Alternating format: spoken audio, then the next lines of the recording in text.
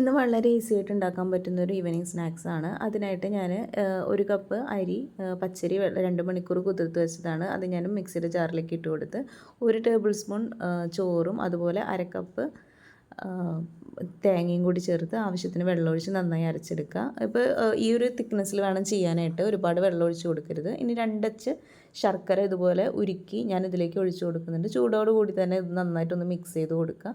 ഇനി ഇതിലേക്ക് 1/4 ടീസ്പൂൺ സോഡാപ്പൊടി ചേർത്ത് കൊടുത്ത് ഇതുപോലെ നന്നായി മിക്സ് ചെയ്ത് അരമണിക്കൂർ റെസ്റ്റ് ചെയ്യാൻ വയ്ക്കുക. അരമണിക്കൂർ കഴിഞ്ഞിട്ടുണ്ട്. ഇനി നമുക്ക് ദോശപാൻ നന്നായി ചൂടാവുമ്പോൾ നമുക്കിതിലേക്ക് ഒഴിച്ച് കൊടുക്കാം.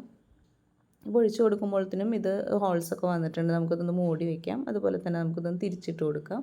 അപ്പോൾ ഞാനെല്ലാം ഇതുപോലെ ഒന്ന് ഉണ്ടാക്കിയെടുത്തിട്ടുണ്ട്.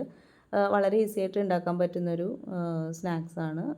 എല്ലാവരും ഇതുപോലെ ഒന്ന് ട്രൈ ചെയ്ത് നോക്കുക. എല്ലാവർക്കും ഇഷ്ടപ്പെടും. അടുത്ത വീഡിയോ ആയിട്ട് കാണാം. താങ്ക്